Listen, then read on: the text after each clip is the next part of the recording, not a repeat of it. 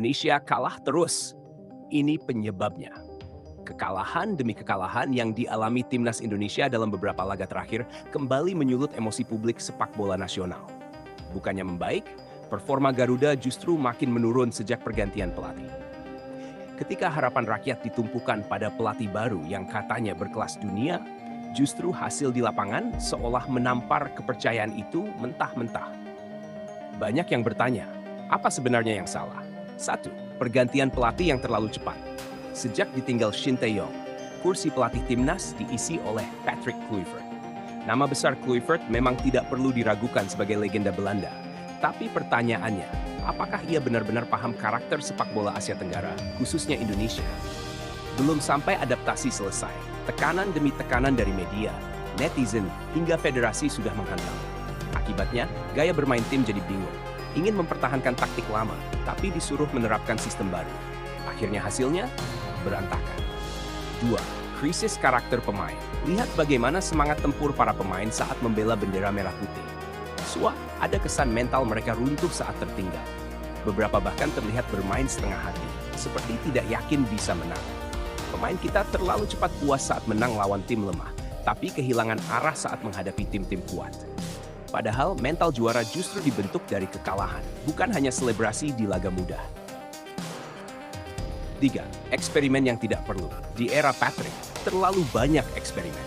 Pemain muda diturunkan tanpa pengalaman memadai, formasi berubah setiap laga.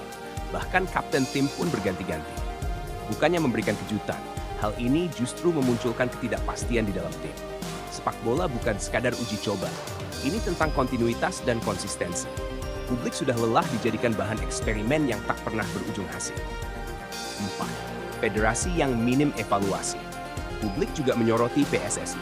Setelah kekalahan demi kekalahan, tidak ada evaluasi menyeluruh yang dilakukan secara terbuka. Yang terdengar justru pembelaan, alasan klasik soal proses, dan janji manis tentang masa depan. Padahal, kekalahan beruntun bukan sekadar masalah teknis. Ini mencerminkan sistem yang harus dibenahi dari hulu ke hilir. Dari pencarian bakat, pembinaan usia dini, sampai manajemen kompetisi lokal. 65. Tekanan publik yang tak terkendali. Tak bisa dipungkiri, tekanan netizen Indonesia sangat keras. Setiap kesalahan sekecil apapun langsung viral. Ada pemain yang langsung diserang secara personal hanya karena gagal mengeksekusi penalti. Bukannya menumbuhkan semangat, tekanan ini malah membunuh motivasi. Beberapa pemain bahkan mengakui enggan main untuk timnas karena trauma sosial media. Kesimpulan, perlu perubahan menyeluruh. Kekalahan timnas Indonesia bukan cuma soal pelatih atau formasi. Ini soal ekosistem yang belum sehat.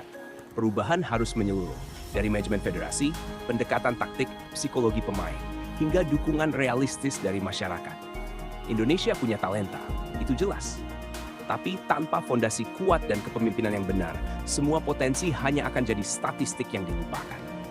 Garuda butuh terbang tinggi, tapi ia tak bisa melawan badai jika sayapnya sendiri patah dari dalam.